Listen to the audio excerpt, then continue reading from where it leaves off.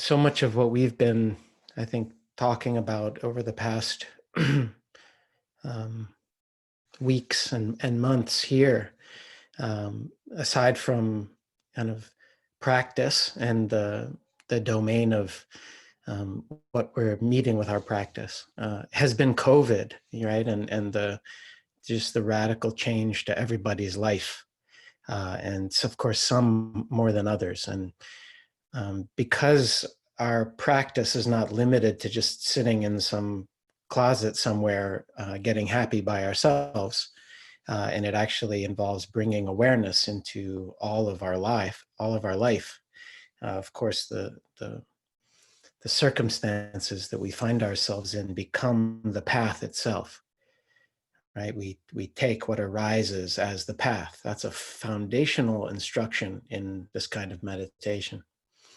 And that is the exact opposite of a path of avoidance, right? Is that but not only do we meet what arises, but we try to meet it with awareness so that we can move to alleviate suffering, both in ourselves and for each other. So, tonight I think the topic has to be, the topic is obvious, and I tried to put together, some thoughts in that email, but I think I want to just follow up on it with just some more kind of unpacking of this territory.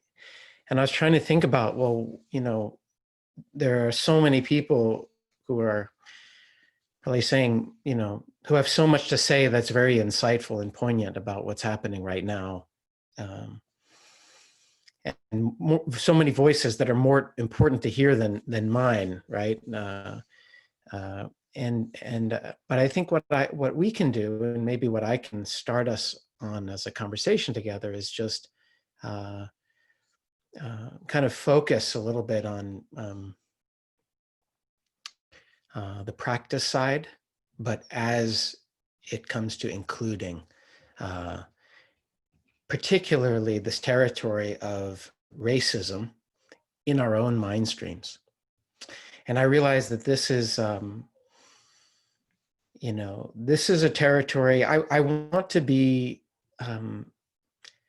challenging to all of us, including myself in this, so that I'm not, there's so much to be outraged about. And I feel like that is not my place as a white person, to be in outrage and the kind of the vindication feeling of that. I feel like that is for so many of our in our community who are facing this every day in deeply personal ways, and so many of you facing this territory in deeply personal ways.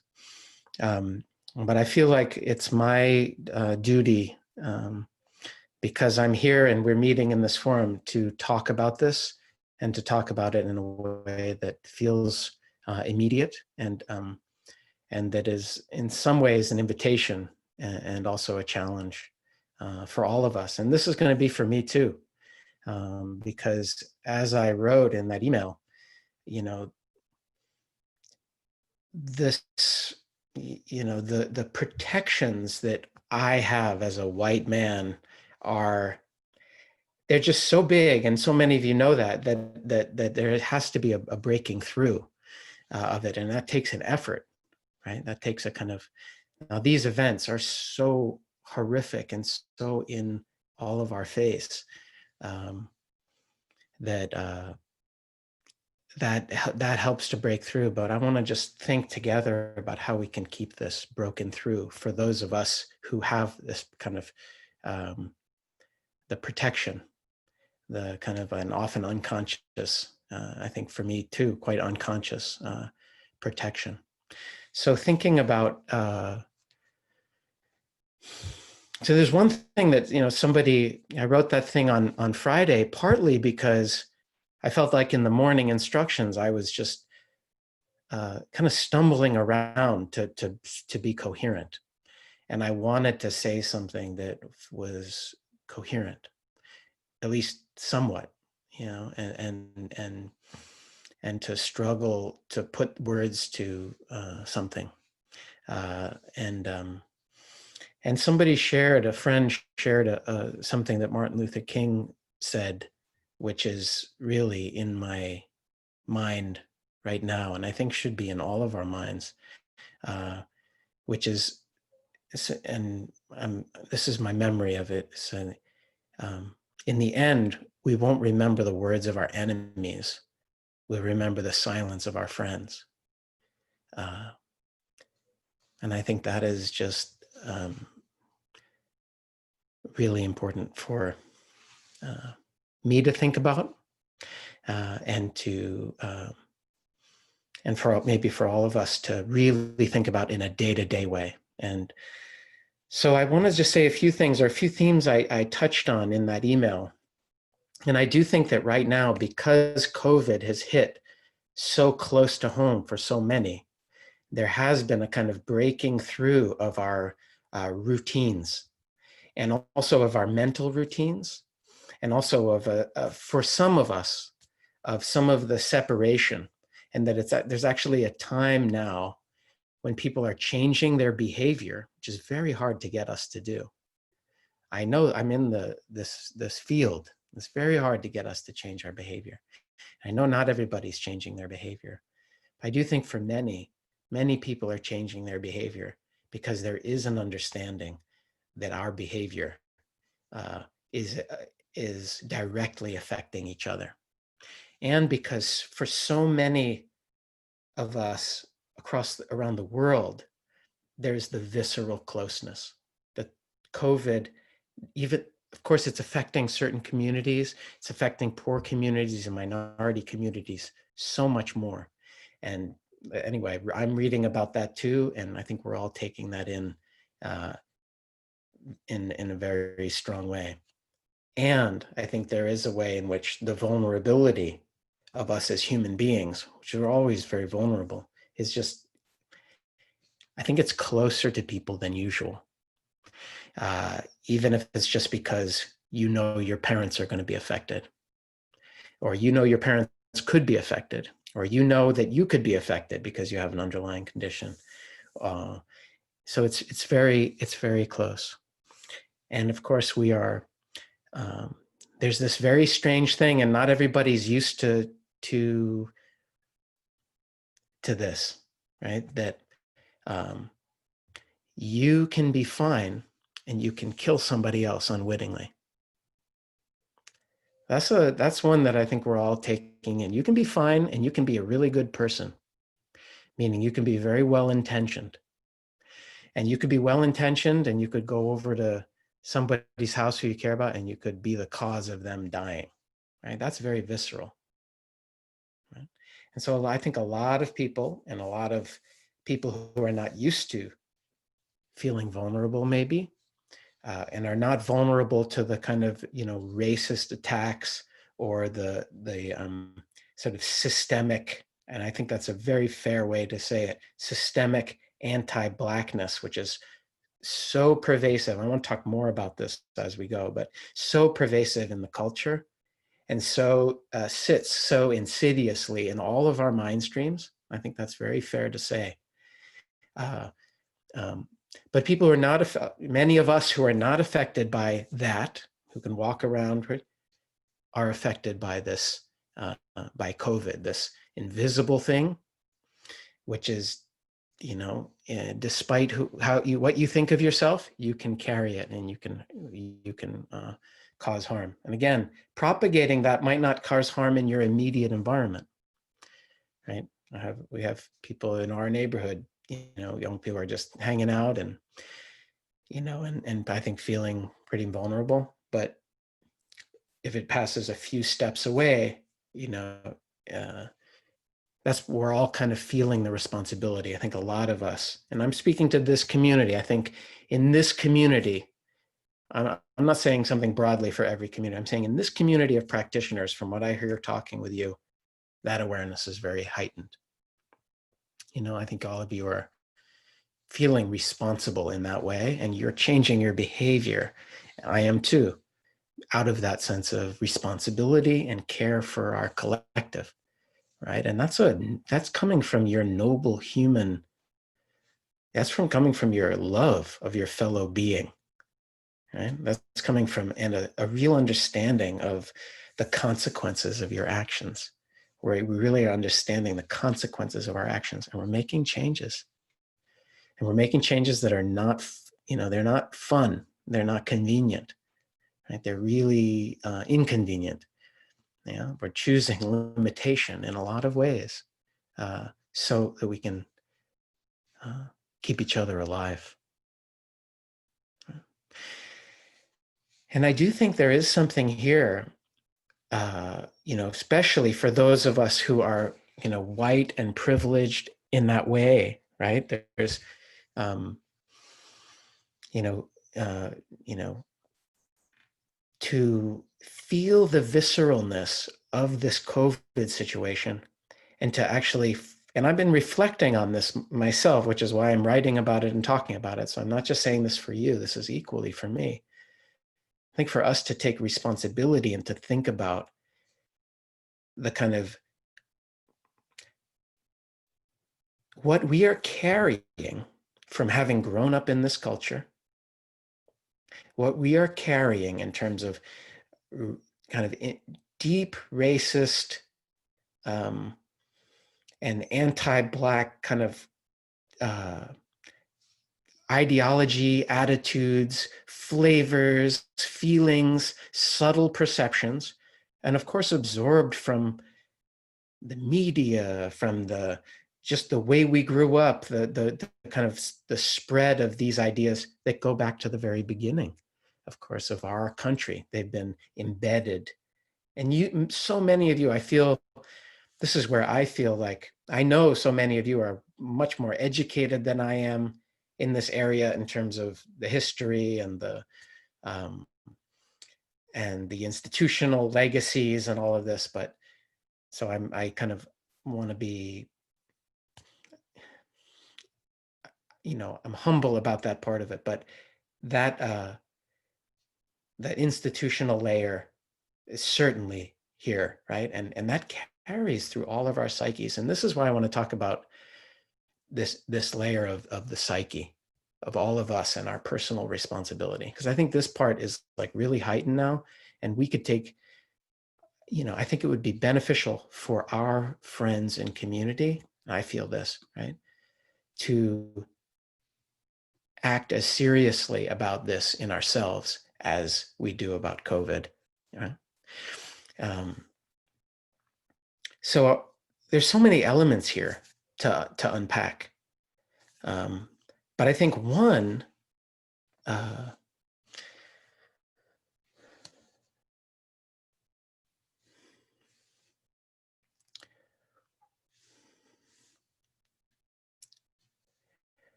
one of the things I think that makes it hard to look at our own conditioning generally, but definitely this area, and I'm speaking to a particular group I know, it's like, mostly pretty educated, tends to be a little on the left side. That could be an understatement in Berkeley, right? But there's so much shame internally. So shame is this kind of blanket that goes over the mind. When there's shame about your experience, and of course, shame it's not your fault. Shame is just something people feel, right? But when you have shame about your experience, it makes it very hard to look at it, right? And that's true not just of your racist conditioning, it's true of any of your conditioning, right? Any aspect of your experience that you have a lot of shame about, it's hard to want to look because there's this idea you're not supposed to have it. I think that is a great obstacle for all of us in relating to our own conditioning, but it's also a great obstacle in confronting our own racism, our own sexism, all of these biases that we carry, homophobia from the culture, the legacy things. And this is important because, even though we feel responsible for hopefully you feel responsible for your actions around COVID, I think people intuitively don't take the COVID personally. And that's actually helpful, right? You don't take it personally. So you don't say like, feel ashamed for having it. Right? You say like, oh, I have it. I have to deal with it. I have to do something about it because I have it, right? You don't want to have it, right? But the lack of shame, I think, makes it easier to kind of deal with the consequences. Okay, I'm going to self-quarantine. Okay, I'm going to take these measures so that I don't, get my neighbor sick, get my, mail, person who delivers my mail sick, so I don't, get my partner sick, or, so that lack of shame, I think, is very helpful. And I think one of the things for all of us who fancy, of course, you all have Buddha nature, right? You're open, present beings. Your nature is beautiful, but we all have conditioning, and your conditioning is not your fault, right? If you grow up in a family, or a culture that has racist ideas in it, you're going to inherit them. They're going to be in there on some level. Even if you reject them, they'll probably be lurking. Yeah. So just like COVID, you get infected, we get infected. And I do think that there's some way in which it's really important to and I'm framing it this way for a reason. I think for all of us who carry this virus, and we do carry it, it's in the mind stream. I notice it too. We have to take responsibility, and we also have to explode the shame part. It's not personal, but it's here. Just like the COVID is not personal, but you're responsible for it, for your actions and similarly, I think these biases that all of us have, we've inherited, right? We've absorbed, right? Even if we've done a lot of work, probably many of you fancy you've done a lot of work. I certainly have tried to do my work too, right? But I think it's important to acknowledge that they can still be there, subtle undercurrents, especially when you don't look for them. And you don't look for them for two reasons. One, you think you don't have it because of a story about yourself. That's easy to have. I would challenge that for each of us. I would really challenge that for each of us, no matter how much work we've done, because I understand the power of conditioning. So to look for it. And second, the shame piece keeps us not wanting to see it. So it's another thing to look for. Yeah, not to see it, not to talk about it.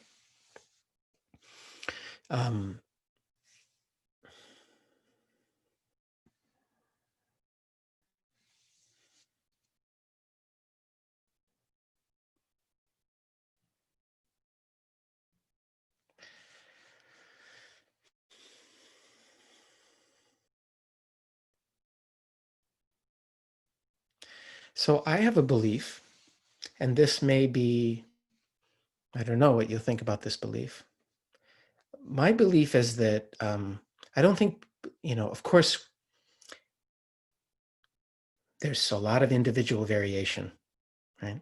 I'm speaking to a group of people here who I think are very well-intentioned and are on the side of anti-racism, right? That's my assumption. So I'm not talking to another group. That would be a very different conversation if I thought, you self-identified as, believing in white supremacy or something like that. I don't think anybody here, is in that category.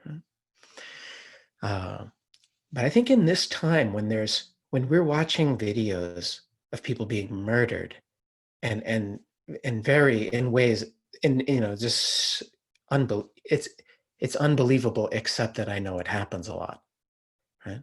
But when we're watching video, I think it's very easy to feel, and not just easy, it's like it's natural to feel anger, to feel outrage. And also, I think it's very tempting for those of us who, I will say, I think for Black people and people of color, what I'm going to say now, I think does not apply, right? I think your reactions are going to be your reactions now. And you just need to be with them and make room for them, breathe with them, and hopefully maintain your clarity and awareness as you do, as you honor the feelings that are here, right? And they're going to be big. And I want to say, for all of you who are in, all of us who are in, the protected, our safety is not at risk in that domain. I want to invite us, and I don't know that this is the right thing, but this is what it occurs to me to say, to not channel the outrage outward to not think it's out there. Of course, it's in the institutions, it certainly is, and we have to address systemically. But I want you to also channel it to looking at your own mind. Because I think it's very easy. I don't personally believe that police are more racist than the rest of us. I don't believe that. I'm sure there are police who are really racist, but I would guess that it's just the conditions that are different. Right? I would bet there's more racism among our Berkeley group than we would care to admit, and that the consequences of that, if people had that kind of power and were in situations that are confrontational, would be really different. And that's a challenging thing to say. That's not to let anybody off the hook externally. It's actually to put all of us on the hook. That's the thing I think I want to really sit with. Let's put ourselves on the hook here. Because I think that piece is going to allow us really deepening into, let me watch my conditioning more deeply. Just the way we do with everything else we're practicing with here. The conditioning you have from your childhood about the way the world is, about who you are, about what it means to have, joy or whatever. We all have conditioning around that stuff. And I want to kind of encourage all of us, and I think I need to talk about this more too, is that around our racist, anti-Black conditioning, which is, again, a stream in our society, we're just seeing it manifest. For all of us to really have that be a central and included part of our practice, right? Is looking at that without making it personal, without attacking yourself or having kind of, liberal guilt or pretending we're more, any of us are more evolved than we are, to really face it. Your conditioning is not your fault, but it is your responsibility. Right? The thoughts, I say this all the time, you don't control what thoughts arise in your mind. You don't. That's so deeply humbling. None of us do. But if we are not meeting what arises in our mind with awareness, it will shape our perception. It will shape our action. It shapes everything. So that's just a thought or a few thoughts about this domain, about practice. And again, this does not mean, including it internally does not mean you don't take action in the world to change systems, to, that has to happen. That's important. But don't leave this part. Let's not leave this part out. If you're an anti-racism activist, this is just as much for you, right? If you already have done, this is for you too, right? It doesn't mean it's not one or the other. And I want to have myself on the hook as much as well, right? And on the hook means, as I said in email, it means not just confronting it in our own mind stream, but I think really feeling the responsibility to name it when we see it. Yeah, even flavors of it, to call it out, and this I'm going to hold myself to also, right? To call it out I think there are times when we can see things more clearly. Now, I'm saying we see things more clearly right now because I'm aware that as a white person, this is something that I see intermittently. Right? I know it's there. I'm educated and kind of in tune enough to know it's there all the time, but I only see it really intermittently. And that's because of my separation and protection. And it really is a lot like, I think, like with the COVID is with the COVID situation, is where you see people, when people feel invulnerable, acting in ways that are really unsafe. And I think that I have participated in acting in ways that are really unsafe from not seeing this and having it front and center in my own experience. I think that's really true. Yeah, because I have enough awareness to know when it's really visceral. And I know for all of you who live with this daily, it's been visceral. It's just not ceased to be visceral. That the threat to your bodies and to your children, right? And just that felt fear all the time. And so I want to, anyway, it's my hope that all of us can be with you in that, to keep that close and to make a practice out of it. Because I think that it's the practice element that, in general, for me, takes something from being a moment of insight or into something that can carry and transform. And that's what I'm always saying about the meditation domain. We can have a glimpse into, like, you can have some big experience where you're kind of not identified with your mind stream, or you're and there's spaciousness and you're resting and being, and you can have a glimpse of that. Without a practice, it just becomes a memory. And the memory doesn't, even if the memory you can remember, it doesn't have that visceral quality.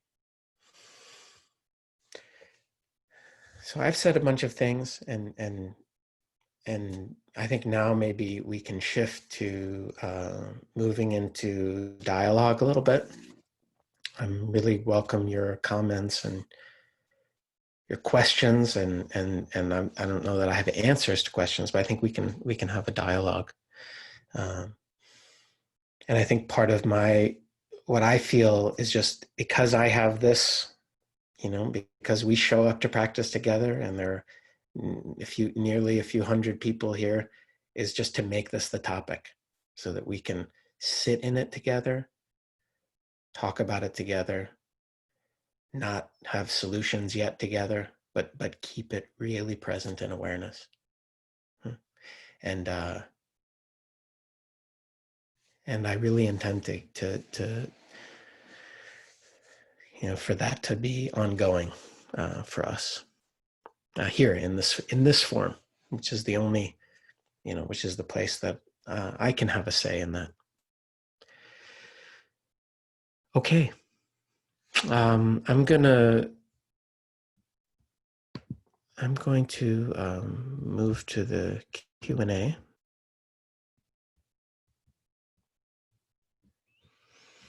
And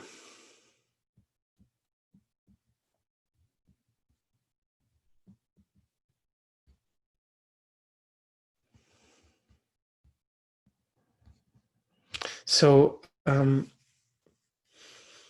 it's my impulse to kind of unmute, or invite you, if you want to, some of these questions, if you want to unmute and just ask them verbally.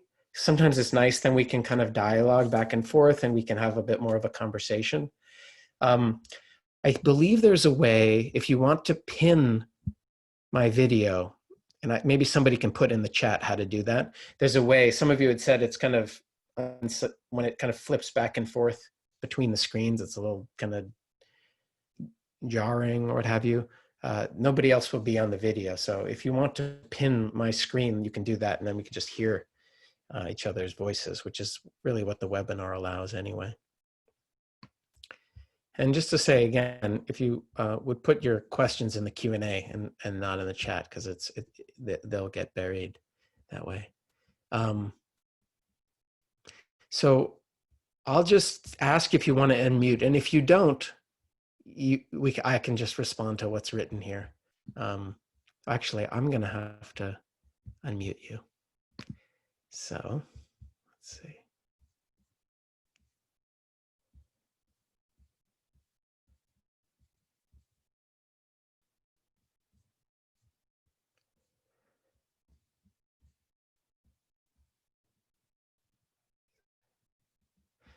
So Samira has a question. Samira, would you want to ask it live? I'll unmute you, and if you don't want to, you can just say so, and I will I can just respond to what you've written.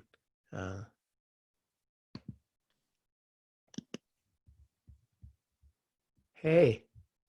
Hi, can you hear me? I can. Oh, hi.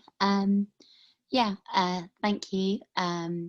I guess my question was around, yeah, how to show up and support the community during this period. I live in New York and I'm worried about my own personal safety to actually march. Yeah. And I'd love to hear ideas from the community, from fundraising to education to other ways that I can, show support beyond, to your point earlier, around like internalizing and trying to question my own biases and my own conditions. So yeah, I'd love to hear from anyone. So wonderful. I think that's a great idea for us to kind of gather ideas from our community. I'm trying to think of the best way to do that. Actually, one of our Sangha members created a Facebook page for the Sunday Sangha, and I'm not on Facebook, so I can't look at it, but I think it's there. And I think because it's probably hard to do in the chat. Of course, if people have resources you want to put in the chat, you're welcome to do that. I think I don't have an answer to what you're asking about. I think that's a wonderful thing for us to. Was chat disabled? Oh, it's only to all panelists. Sorry. I'll change that. So now the chat is for everyone. Yeah, if people want to put things in the chat, but the chat will disappear at the end of our night tonight. So I think might be good to if people could write about it on in that Facebook group. Or if somebody is willing to create a Google Doc that other people could put things into, maybe that's another idea. Somebody just posted that in the chat to us. So, I don't know how you can support. I think it is important to do both. And I think sometimes people think, oh, the meditation is either an inward path. It's sort of like I'll deal with my own conditioning. And then when I'm done, I'll act in the world. And I actually think it's much more powerful when those things are engaged simultaneously. But I don't know what any individual of you should or shouldn't do, and I don't have an idea about that. But I think it is very important for each of us to listen deeply to like, well, what am I called to do, and what am I also able to do? Where can I do something or affect some change? So wonderful. So somebody has agreed to create a Google Doc here. Thank you, Rachel. Maybe you can email me with that, and I can put it out in the email to the whole group. Okay, thank you, Samira. Any other? I know I didn't actually provide anything directly for you, but is there anything else that would be helpful? Oh, whoops! I guess you. Okay, we'll just move on to the next one. Thank you. Oh, there's a very simple question. How can you be on the email list? If you go to Sunday Sangha, sangha.net, you can sign up there.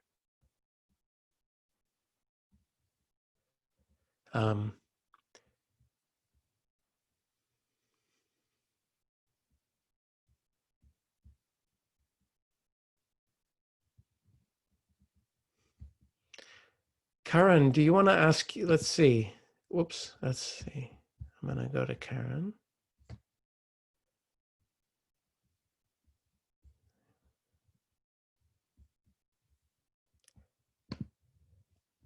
Karen, do you want to ask your... Hi, Will. Hey Sure. there. Hey. Nice to Yeah, see you, by the way, or your picture. I can see your picture. yeah. Good to be here, Will. Always great to sit with the Sangha. My question is kind of related to the first question, is like, how can we be in wise relationship with activism? So I love what you said about watching our own mind stream. And I think there's a feeling with me that sometimes I just like say get satisfied with that okay, this is I'm being mindful of what is happening within me, and that's enough.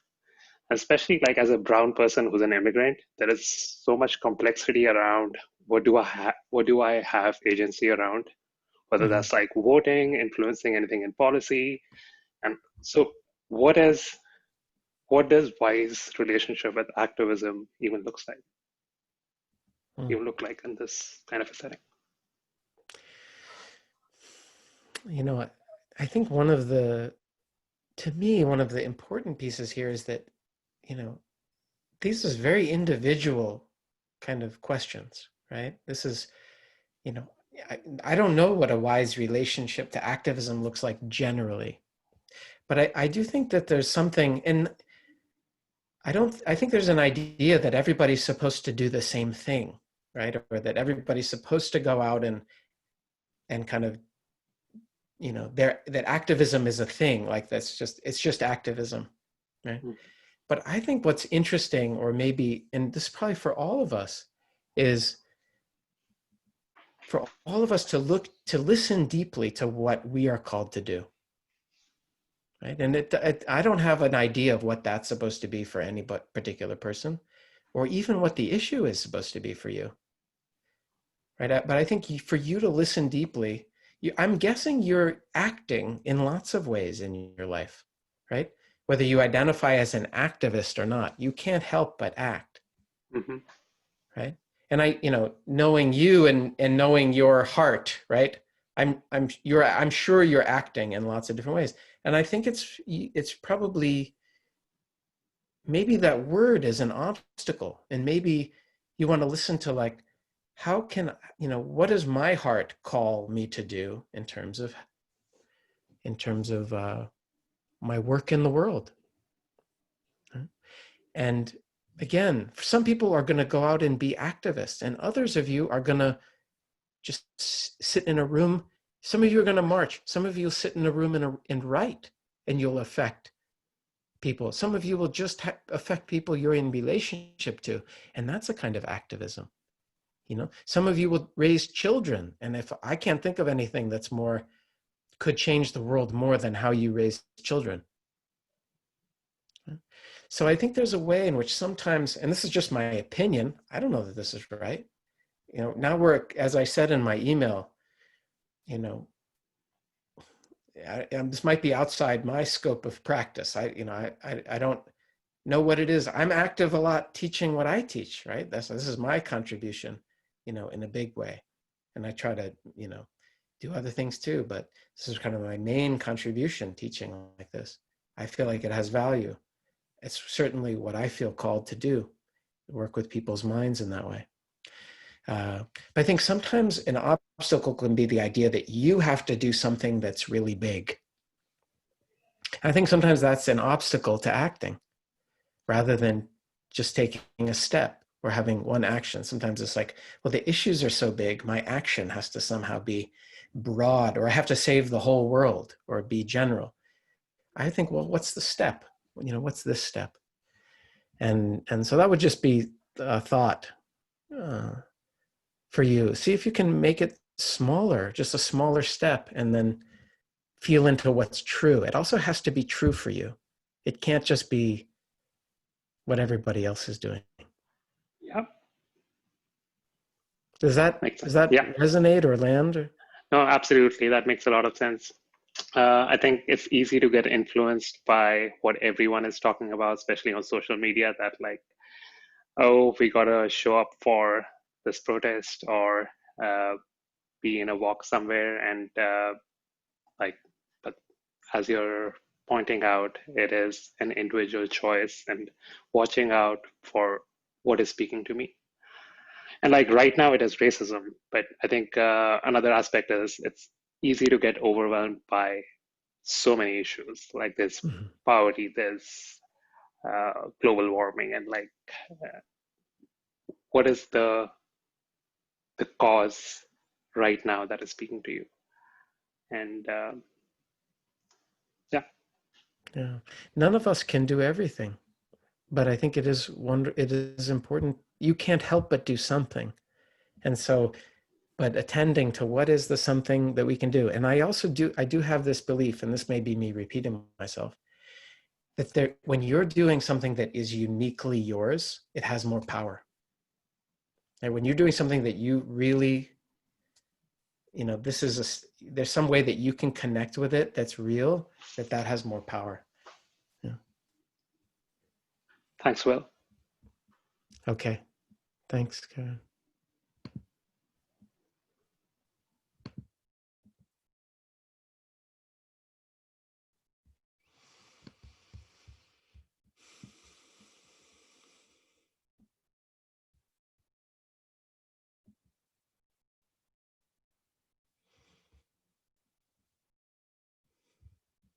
Michelle, I'm going to unmute you.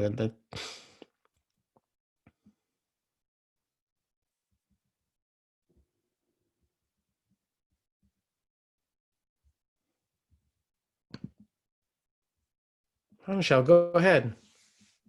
Thanks. Hi, Will. Hey. So yeah, I'm wondering if you have any thoughts on protesting. My family is going protesting tomorrow. They're not at all concerned about COVID-19. And I have a big family, as you know. And I feel torn. I want to it felt weird saying I'm proud of you. It felt weird saying I want to go, but I don't, I'm worried for them. I'm worried for, I don't know. I'm just wondering if you have any thoughts about protesting and You mean like it feels like something I so want to do, especially with my family. But I'm still like, they've never really thought COVID-19 is that serious or anything to worry about, whereas I'm on the opposite end where I feel very strongly to shelter in place and do the whole social distancing thing. So yeah, it's, I'm on a theme around this kind of question, which is like, I have nothing to say about it, right? These are really individual decisions, right? Right. And because it's not just about, I don't know who should protest and who shouldn't, right? This is like up to you. But I do think, there is this piece of that, COVID and safety, and everybody's making their own decisions about that. Yeah. Right? It's like, so I think I would just, I don't know what you should do. And a lot of life is like that. We have these very layered, conflicting choices, Mm-hmm. But you'll do something, and I'm not sure what. So I told them all to send me pictures and videos, and I'll post it on Facebook. And it feels like a tiny bit of something, but yeah. And I feel like in a way I'm kind of with them. I keep checking in on them, but yeah, the theme seems to be like this feeling of helplessness and a desire to contribute, but not knowing how. Well, that piece I think is very important, sort of like that feeling of helplessness. I think that's an important thing to really include in awareness, right? Because again, I don't, you could go out on a protest today, and I'm not saying that that's, you should or you shouldn't, right? But I think that piece of like feeling that feeling of helplessness, people feel that in relation to COVID too, right? But helplessness at the bigness the daunting aspect of the issue. Yeah. I think that's very valuable, to feel how big it is and to sit with it, but to not be, not let yourself succumb to the helplessness, but to really feel it. That feeling is something you will reliably feel whenever you're facing a great obstacle. Mm. Yeah, it'll be overwhelming, the size of it. And one of the things that I think practice, when people talk about activism and how practice can support you in activism, it can support you by you being able to be present with those feelings of overwhelm and not take yourself out.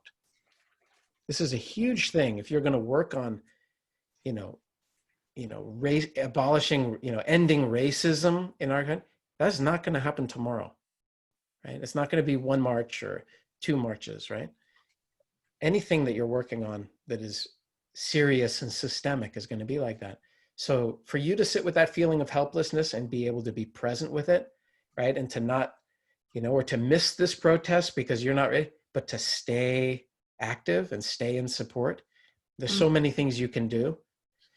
I think that's the piece, to not make it about one action. Just like meditation practice isn't about meditating once, right? It's not about going to a retreat. It's about a way of being, right? And so I think anything you care about like this, you can turn into a practice. So that's just the only piece I'd add there. Thank you. But I think, if you don't get in touch with that helpless, vulnerable feeling and learn how to welcome it, then you're either going to disconnect in the face of what we're facing, right? You'll just disconnect and become kind of hardened, and that's a certain kind of activism. A lot of activists, and many of you I've talked to who work, been working your whole lives on really difficult territory, right? And that feeling of helplessness and overwhelm, it's like that has to become, you want to stay in touch with the vulnerability, right? So that your activism and your action is sensitive and in touch and isn't just another wall, another reaction, because that's of limited value. I mean, sometimes it has value to just like you break through something, but I think it has more value when it's coming from a place of a balanced mind, right? And not just a reaction. And again, our great examples were like that. Yeah. Okay, thanks, Michelle. Thanks so much.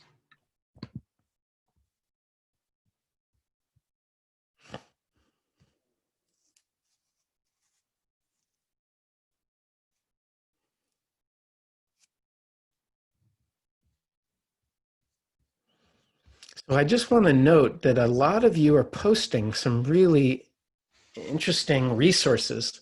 So I want to just, I don't actually, it's hard to track all of this and to actually read all of the chats at the same time. I don't know if that's what I should do at the moment, but I think maybe if you're interested in some of these resources, you could just copy them from here and then paste them into something so you can keep them and hold on to them. They look interesting.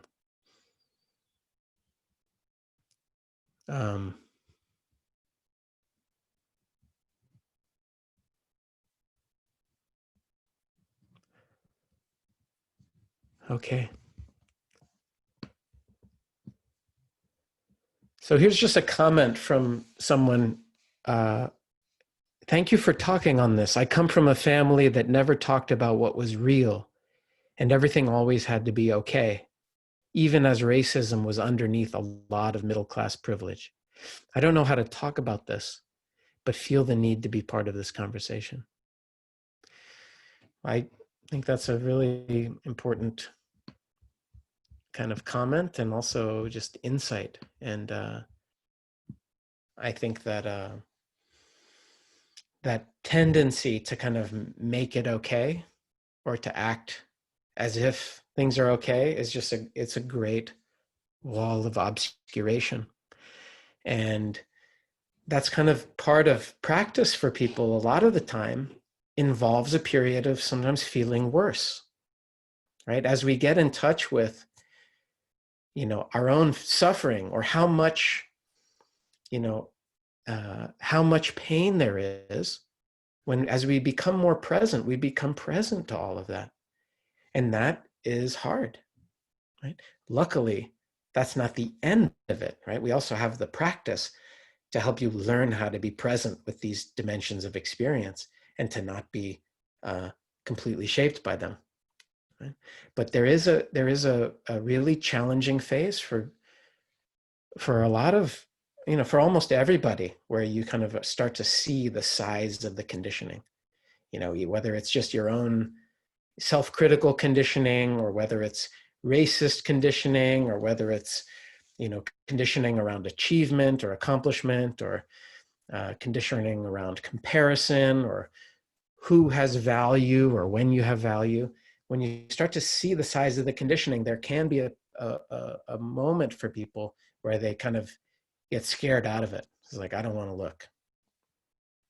And that's why sometimes when people really aren't ready to meet what's really happening, you could talk to them about presence and awareness, and you just see the glaze over happen. Just like, I don't want to hear about it. It can be threatening. So I think it's really important that you can recognize the pattern in your family. And it's also really okay to not know how to talk about it. I think sometimes, and I feel this in myself, right? There's so much anger, and justifiable anger and rage built up around the history of racism and discrimination and the institutionalized aspect of that in this country, that I think it can be, to open your mouth can be intimidating, because you're going to be wrong and you're not going to know what to say. I feel this, right? I feel this very vividly, right? And someone referenced in the chat, I didn't get to read all of it, but my white privilege, and absolutely, that's very true, right? So I don't know I didn't read the whole comment, but just saw the words pop up. Yeah. And I think that's a really important thing. Okay, so let's see what's here, and let's be part of the conversation, and let's make it okay to not know, and also to not be done with your conditioning yet. Yeah, and that's a powerful way that we move towards freedom. Because you have an unconditioned nature, even though there's a lot of conditioning built up. In fact, you could look at it as, the unconditioned and the conditioned. And we're so identified with the conditioning, with the particular thoughts and the particular feelings that we have, and the reactions that have become habitual and built up. And as we start to deepen into awareness and have more stability in awareness, we can see the functioning of this conditioning. We start to see much more clearly that it's not self. You're still responsible for it, but it's not you in some kind of ultimate way. There's much more here. And also you are noticing it. So anyway, just a few pieces there.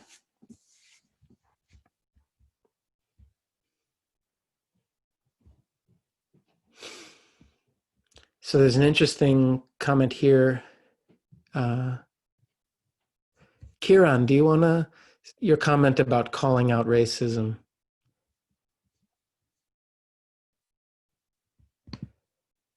Do you want to say anything? Oh, let's see. Oh, I'm sorry. Yeah, you don't have to say, I can just read the comment too, or. Sure. Basically has to do with, because you invited us to call out racism, I think, if I understood you. And you also talked about shame being kind of a barrier. I personally feel like shame is part of our cultural conditioning. Mm-hmm. And because that's so, it's also a barrier in calling out another person's racism. Mm-hmm. So I'm asking if you have any suggestions on how to call it out, given the probability that the person you're calling that out on probably has that shame barrier Yeah. how do you navigate that? So just to say, even that term call out has a lot of loaded connotations in it, especially now. And so I Right. don't know that I use that. I just want to say, I don't think I used the word call out, but I think I might say something, or maybe I did say call it out. I'm not sure. I don't. But I wasn't thinking of those connotations now. There's kind of like, we have a bit of a call out. I'm not on social media, but I've read about it. This kind of like call out culture where people are kind of like, identifying as up by calling other people out. I don't think that, at least from what my sense of it, is very helpful. I don't think just calling it out, like othering people who are, especially people who who you might be the person, confronting it or saying something. I don't think as a calling out is that helpful, because usually then, as you said, people just get defensive. And I think what's much more interesting and maybe challenging is, how to actually connect with the person and express, your disappointment or your hurt, or the effect you feel. This is something that I think is this is why just being outraged is not enough. In terms of effective action, again, if you're, part of an oppressed community, it's like, I'm saying in our own, where you're talking to people about these things in your community, which is where I think a lot of the times, especially those of us who are white, will be, kind of called to do this. I think that the real challenge is to do it as a form of connecting, not as a form of disconnecting. Right? And so in order to do that, you have to, and this is why I think looking at your own conditioning is so important for all of us. If to do that, it has to be an act of care, of empathy, not of othering. People can feel that and they will shut down and they won't listen to you anyway. And it's just, so that is the challenge, I think, right? When I'm teaching meditation, I'm trying to always empathize with whatever mind state arises within you, whatever you're struggling with. I know so many of them in my own experience, so that you can meet it, even if it's the kind of thing you wish you didn't have or you feel shame about, to try to reduce the shame part. And I think that's something we all could think a lot more about, is how do we talk to other people about this in a way that reduces the shame, but actually calls out the pattern. So again, I don't want to get into specifics, and I don't do that in anything. It was like what to say exactly. But that, I think, is really, I think that's what's more interesting and potentially more effective. How do you do that without the othering part? How do you, but it doesn't mean the other person's going to like it or feel comfortable. It's going to be uncomfortable. Does that land at all, or how does that sound to you? Are there any other layers to that question that would be interesting for us to talk about?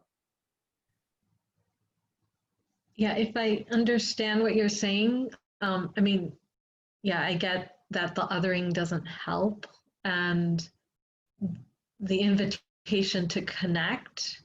Mm-hmm. And I think to really authentically connect in a non-othering way, I feel like it requires a level of working through your own stuff around it. I think that's really true. That's what we're here to do. Because my hope is that we aren't just taking action in the world, but all of us are taking wise action. Mm-hmm. Right? That we're doing something different, which isn't just like meeting the side of injustice with the hammer of justice, right? It has to be something different, something that actually can unify in a deep way. Right? That's what the path of practice is about, is that liberating beings from ignorance. Right? And if it is just othering, it doesn't do that. To me, Martin Luther King is probably the greatest example I can think of in our lifetime, or the most, maybe Gandhi too, but of that attitude, of seeing deeper beyond the conditioning. And his writing is so full of that. You feel it so viscerally.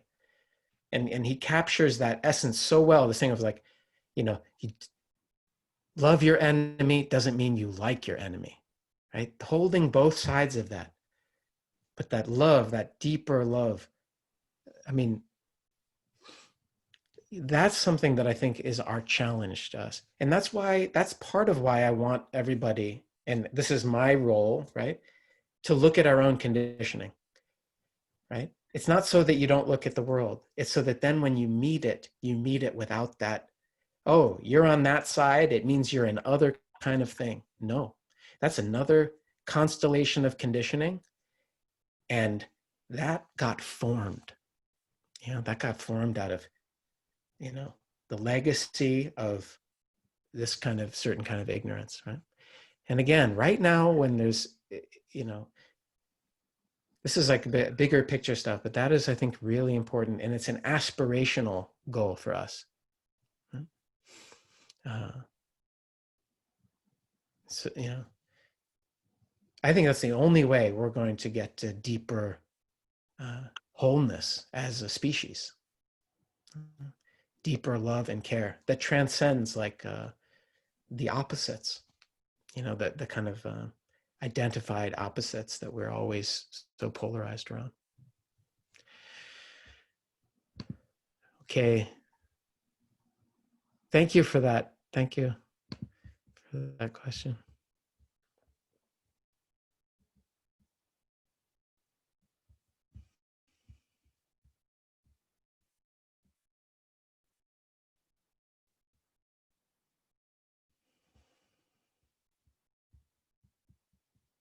So here's Sheila, do you want to?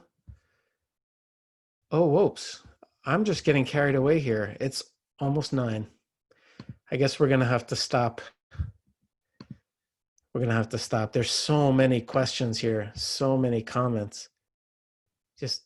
There's 30, and we haven't even gotten close.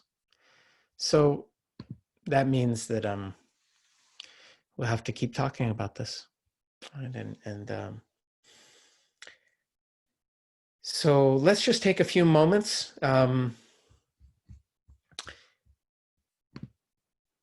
going to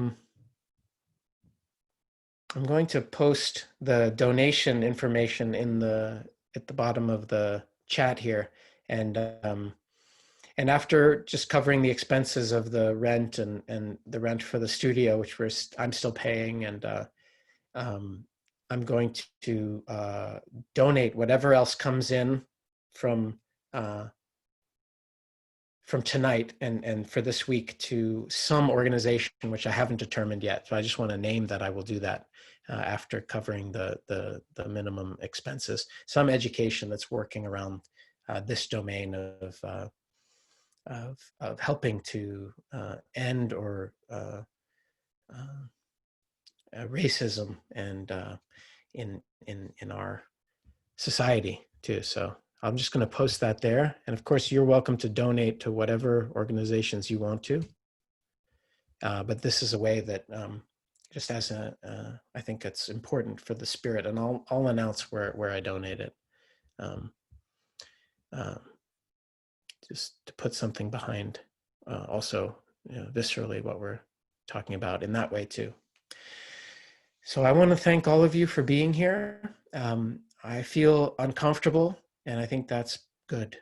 It's talking into a computer is weird anyway, but on such, because I don't see any of you and I'm sitting in this room, and on such a important, devastatingly impactful topic, it's kind of extra strange to talk in this forum, but I think I'm really glad that we're talking in this way and practicing with this together. So let's just sit for a moment, and we'll dedicate do a dedication to close.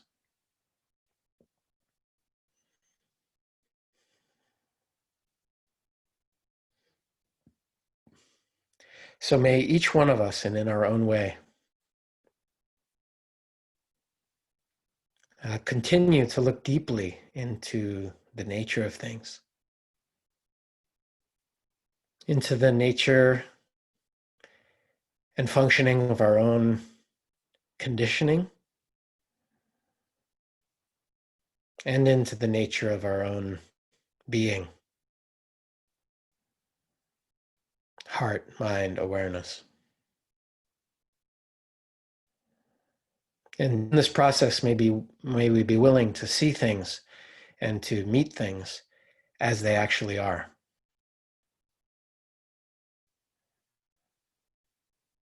And may this be for the benefit not only of ourselves and our near ones and dear ones, but may this be for the benefit and the welfare and the benefit of all beings in all domains, everywhere.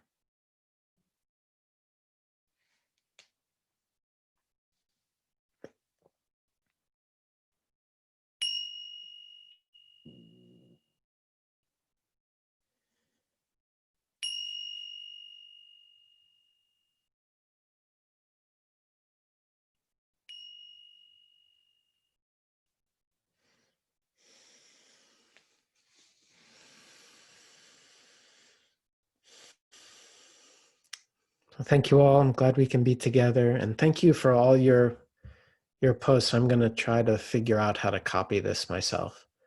And I look forward to sitting with you, those of you who are joining us in the morning. I look forward to sitting with you tomorrow. Okay, be well.